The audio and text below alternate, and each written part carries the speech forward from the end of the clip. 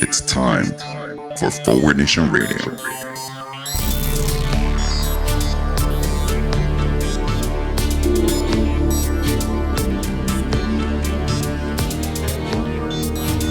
Now here he is, the host of Forward Nation Radio, David Leventhal.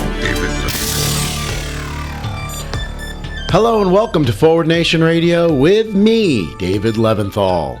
Thank you for joining us on this, having survived the first 9 months of the Trump presidency. Or, as the sign in the White House puts it, number of days without nuclear war, 270. When people talk about the Trump administration, one of the things you still hear all the time is, well, we've got one thing going for us. He is so incompetent, and the Republicans are so incompetent, that they're really not getting anything done.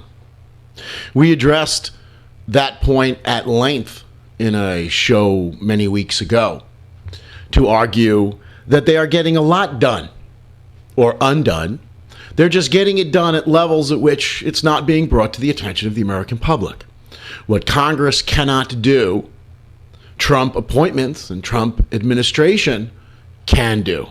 And never have we been so reminded of the damage that can be done beneath the radar screen as we have been this week. And this gives us an opportunity to talk about Trump appointments and how they're helping to destroy America. And, to be fair, the world. So let's start with our esteemed Energy Secretary, Rick Perry. You know, the guy who put the glasses on to appear smarter than he is. The guy who wanted to get rid of the energy agency, Department of Energy, until he found out, A, that he would be running it, and B, what it did. Well, Rick Perry, it turns out, wants to subsidize coal.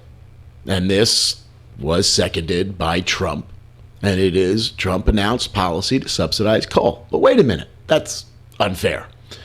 As we've pointed out at length in the show, we've been subsidizing coal for the entirety of coal. They want to subsidize it more. We talked about not building a bridge to the 21st century, but a ladder back to maybe the 15th century. And this is what we're doing here. While the rest of the world is investing in clean technologies, in energy for the future, sustainable, renewable energy, solar, wind, etc., we are going back to the future. Way, way back to the future. Why would we support an industry that is destroying the planet and on its way out in any event, being replaced by industries that are doing it better and cheaper? A lot of that has to do with A, promises, B, the way things work in America. We don't think long term. We think short term. Especially this administration thinks short term, as in, how much can I steal over the next few months? Forget about the shape of the country in the future. IBGYBG. We talked on a previous show. That was an acronym that was being bandied about the financial industry while they were selling products that they knew were going to destroy the world's economy. IBGYBG standing for I'll be gone, you'll be gone. Yes, this is a piece of shit and it's going to blow up in somebody's face, but we'll have already gotten our bonuses and we'll have moved on. Well, here we see IBGYBG presidential administration version. IBGYBG. We're going to destroy the planet? Well, Trump will no longer be the president at that point. Rick Perry will no longer be the energy secretary. But in the meantime, there's a lot of money to be stolen from the coal industry.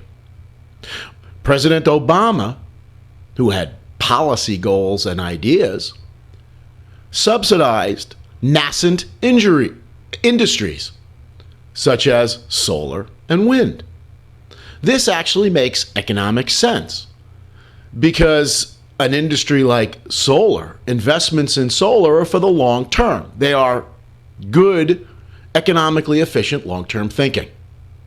The problem is the people who would be investing in solar, in America, we want it now. Where's my profit now? I don't want to wait 15, 20 years to be profiting mightily off of my solar investments. I want money now. And so new industries may need to be supported to help get them off the ground to compete with old industries, in part because old industries get more from our government, certainly our current government, because they can offer more. One problem with new industries of the future, is they are not yet prime. They're not yet rich. The coal industry has a lot of money. They can buy politicians. They can buy the Trump administration. They can take your money and your health for personal profit. Then we've got drug czar Tom Marino. This is the guy whose job it is primarily to address the opioid crisis in America. Why would some of us be skeptical?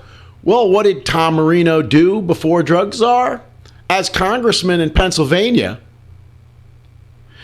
he was basically a paid lobbyist for big pharma, big pharmaceutical companies.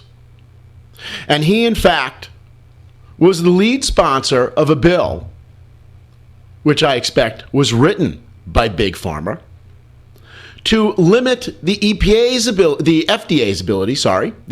ability to limit the dissemination of opioids by big pharmaceutical companies that were making a lot of money by fueling the opioid crisis. Who cares about sick and dead Americans when there's money to be made? As John le Carre so aptly described the pharmaceutical industry, multi-billion-dollar, multinational corporations who view the exploitation of the world's sick and dying as a sacred duty to their shareholders. And now we have their lackey, Tom Marino, in charge of fixing the opioid problem. Maybe the first thing we need to do to address the opioid problem is get everybody hooked on heroin. Because the pharmaceutical companies can't make a profit off of heroin. It's illegal. And if the problem is something that somebody's not enriching themselves on, maybe we'll actually do something to fix it. Anybody out there trust that our drug czar has the interests of devastated Americans at heart and not the interests of his corporate benefactors?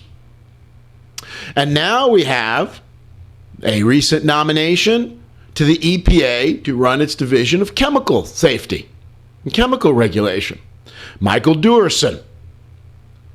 Here's the problem with him.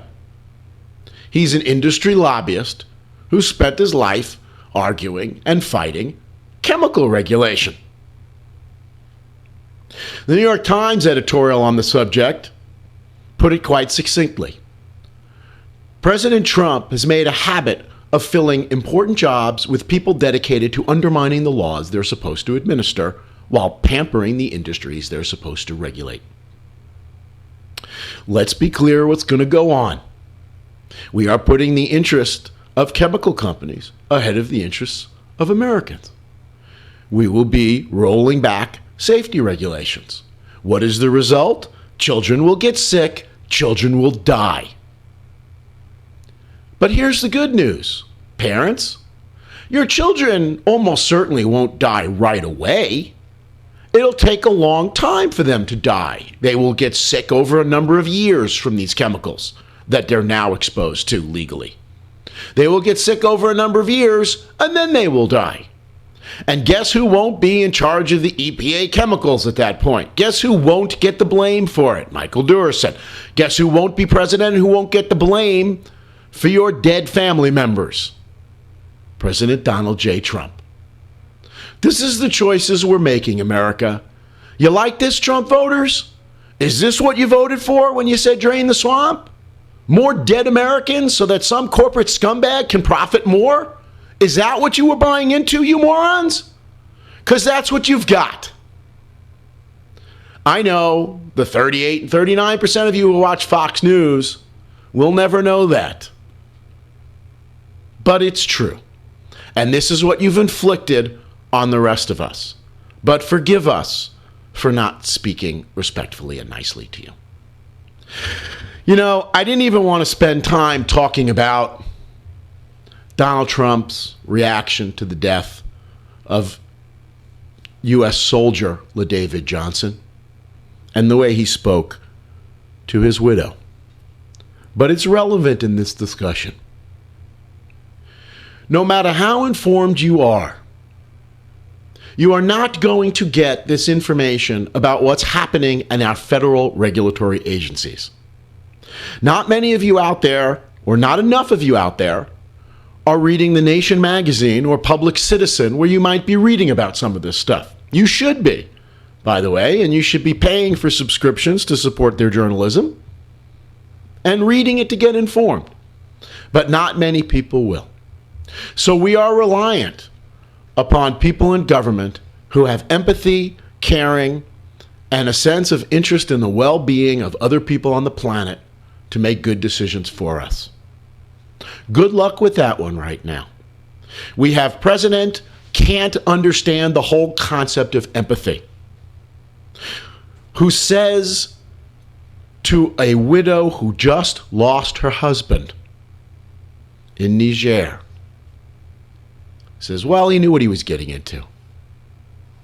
And as she points out, can't even muster the decency or the empathy to remember the guy's name.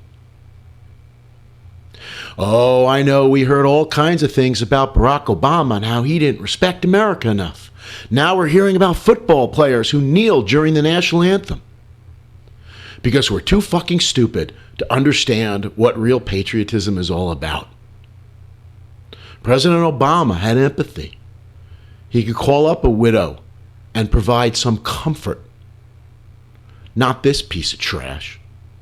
But I'm sure Fox News is going to be all over this one, like they were all over everything that Obama did. And how did Trump respond to his disgraceful behavior? Well, just the way we could expect. He lied. It wasn't bad enough that he insulted this widow. He then had to lie about what happened. And at first, the congresswoman who reported what he said, well, Trump could just say, she's lying, not true, fake news. But now, Mr. Johnson's mother has come out and said, I was party to that conversation, and that's what the president said. Not that there would have been any question in a battle between who's telling the truth involving Donald Trump and anybody as to who is telling the truth. Just lie your way out of it and wait for Fox News to clean up the mess. Blame Obama. Trump came out and said, well, this is all about Obama. Obama didn't respect service members. Also, just a blatant lie, but that's okay, because you're very principled. Got to stand up for the national anthem supporters. I'm sure we'll really be with you on this one.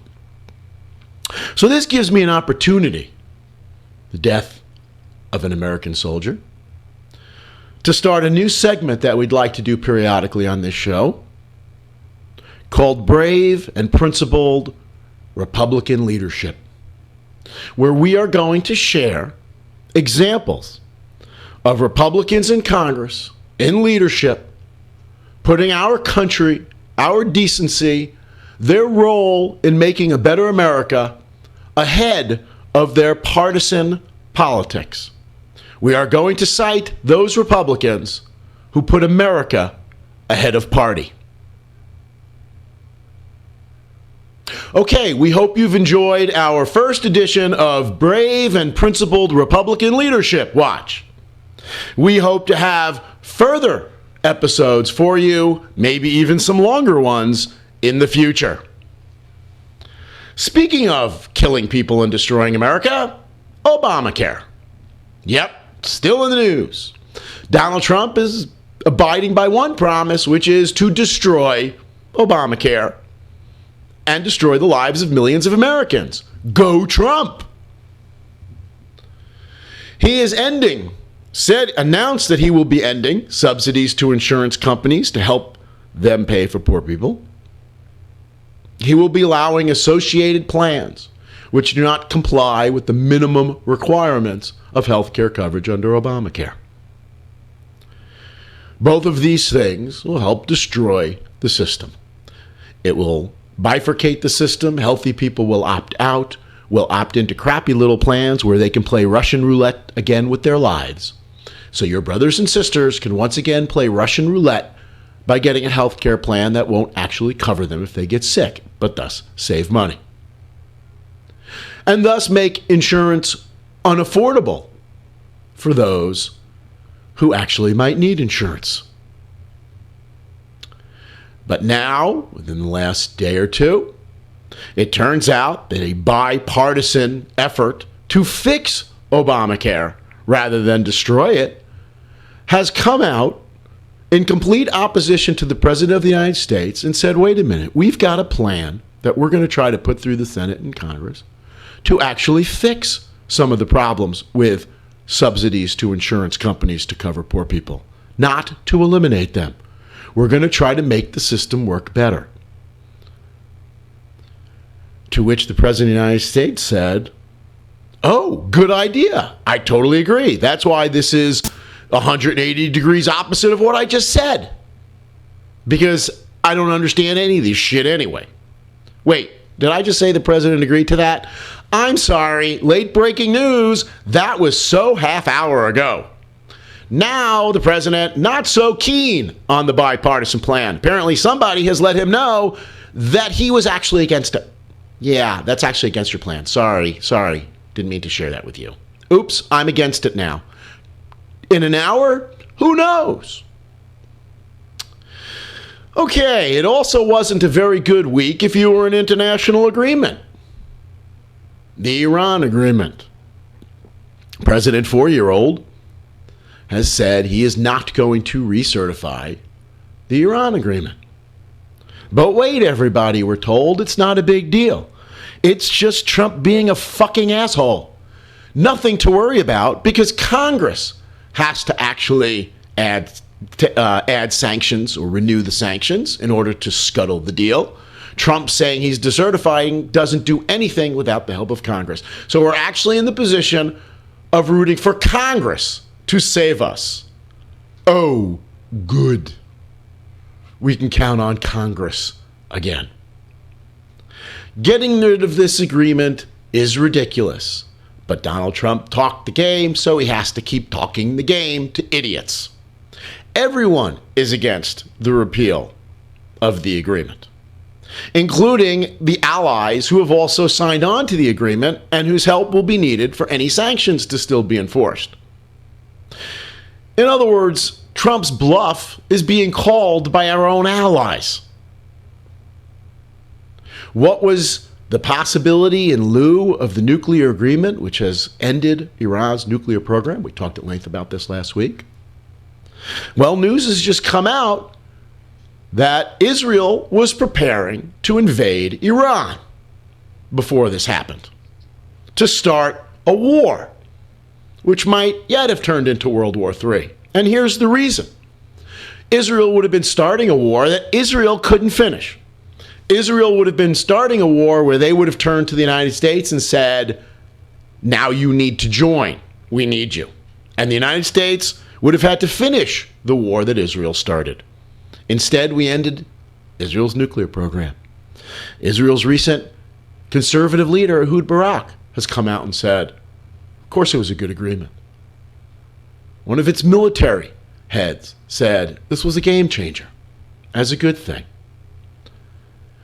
And at this point, Trump has ceded the intellectual high ground to Ayatollah Khamenei in Iran, who basically responded to Trump's rants by saying, he's a fucking idiot. We don't listen to what the child has to say. If Republicans in Congress impose sanctions, then all bets are off. And of course, Trump has been railing about NAFTA. And in a way, and please be seated for this one, you're not going to hear this very often. Trump is actually kind of right on this one. That's right, Trump is kind of right on part of NAFTA. There is a part of NAFTA's Chapter 11, which I've been talking about in class for a very long time, which basically puts the interests of corporations, international corporations, over the interests of government to regulate them, which is a recipe for the destruction of civilization. Since corporations care about nothing but their own profit and have no interest in saving the planet, except as how that might impede profits, and it is the goal of government, antithetically, to promote the interests and the welfare of the common man. In fact, if, as happened, the state of California decides to ban a gasoline additive that's shown to harm children, they could be sued by gasoline companies that say, we would have been making billions of dollars in profits by killing your children. And since you're not letting us kill your children, you have to pay us not to kill your children. If that sounds like extortion, that's kind of what it is. And this should have been gotten rid of a long time ago. And Trump actually says we should get rid of that.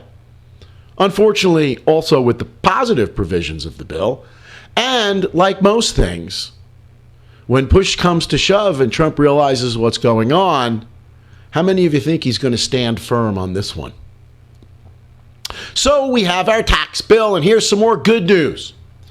And again, I'm willing to admit error when I make one. That's the kind of big man that I am.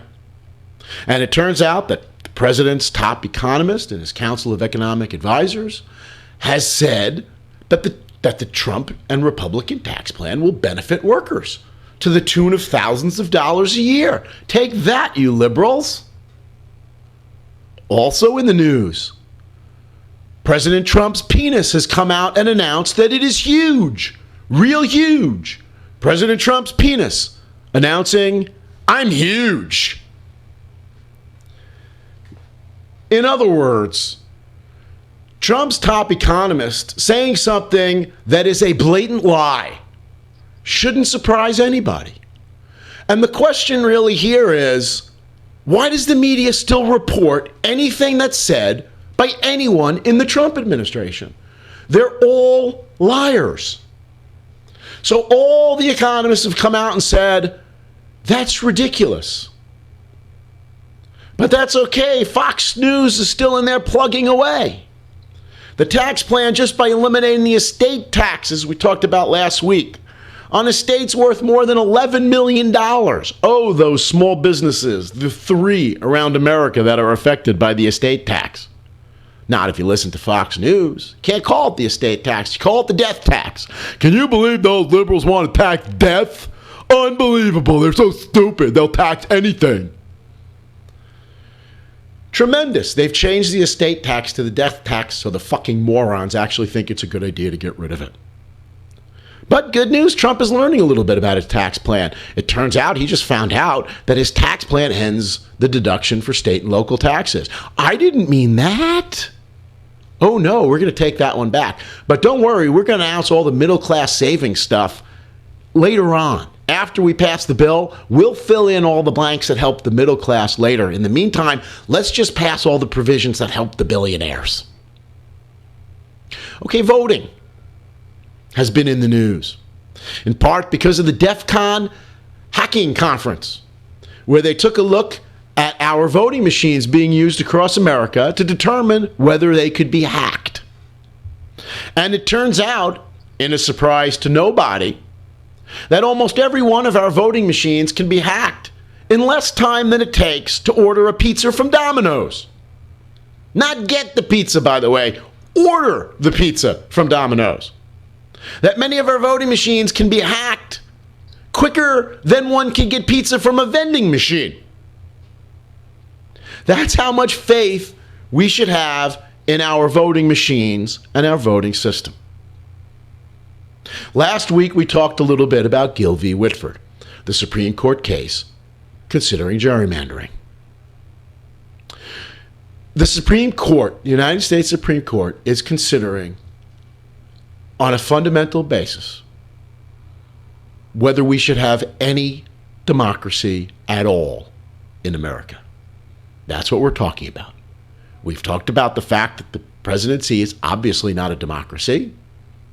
More on that in a moment. The Senate is obviously not a democracy. The one part of our federal government that was supposed to be a democracy, and by the way, our state is worse, states are worse with gerrymandering generally, was the House of Representatives. We've talked about the fact that there's no democracy in the House of Representatives because there are almost no races that are actually contested. Apparently, there will be one contested congressional election in the entire state of Texas. So the Supreme Court fundamentally is deciding whether democracy, whether the United States Constitution in any way, shape, or form protects democracy. What's ironic here is that right now, 3 of the justices of the United States Supreme Court who will be making this determination are only on the United States Supreme Court because of our lack of democracy. Because the president who nominated them to the United States Supreme Court ascended to the presidency after losing the popular vote for president of the United States. Would it be any wonder if Neil Gorsuch, Chief Justice Roberts, or Samuel Alito aren't big fans of democracy? They'd still be putting out papers and working for some right-wing conservative piece of shit lobbying group if it wasn't for our lack of democracy. You should be contacting your congressmen, your senators, everyone you know to fight against this. And then you should be voting them out of office. Because it is very possible that in 3 years, 5 of the 9 United States Supreme Court justices will have been appointed by a president that a majority of this country explicitly rejected. And we will be stuck with them for the rest of my lifetime. Before we leave, I want to quickly talk about Puerto Rico. It hasn't left the news. It hasn't gotten better. It's mostly left the front pages. But I want to talk specifically again about Donald Trump and the concept of Republican dog whistles. In case you missed Donald Trump's criticisms of Puerto Rico, his doctored videos making it look like Puerto Ricans are not helping themselves, his indications that Puerto Ricans are lazy and just want people to come in and save them, that's what we've referred to as dog whistle politics. That's pretty blatantly racist. It's stemming from the idea that brown-skinned people are lazy. You know those brown-skinned people.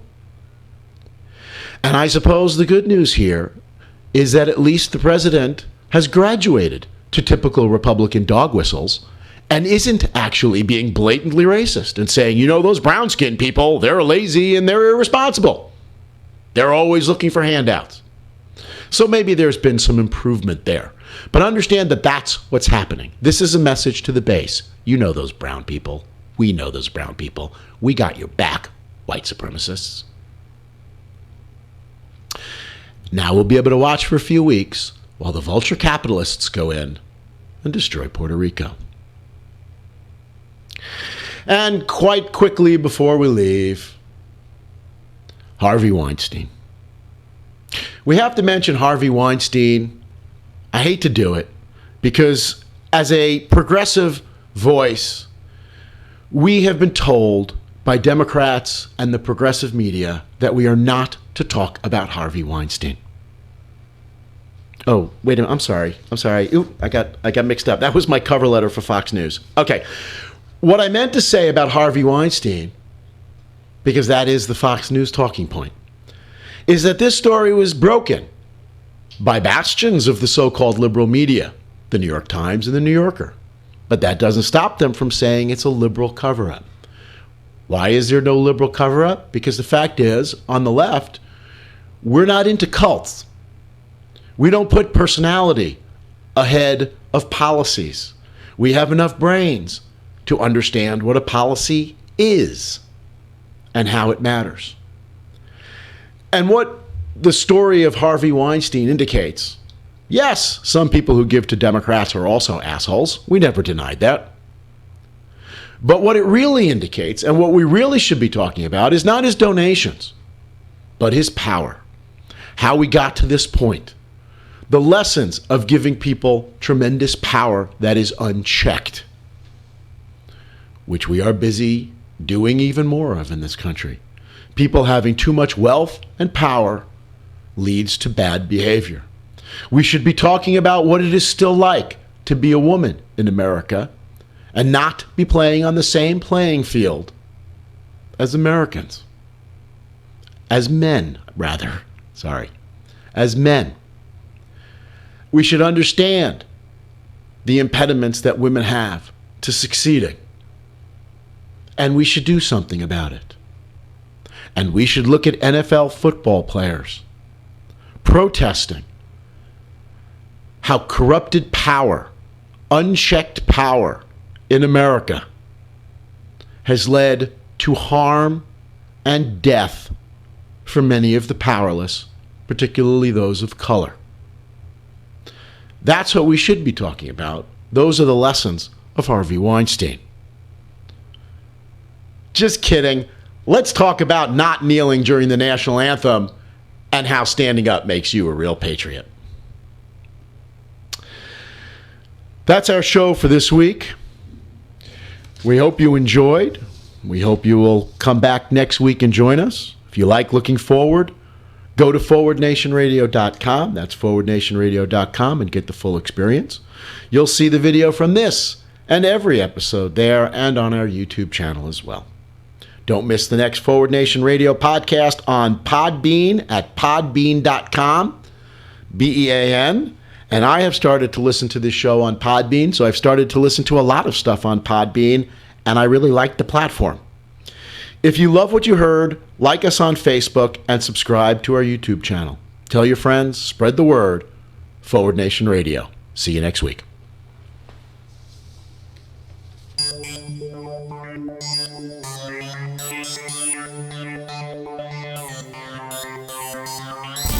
You've been listening to Forward Nation Radio with David Leventhal.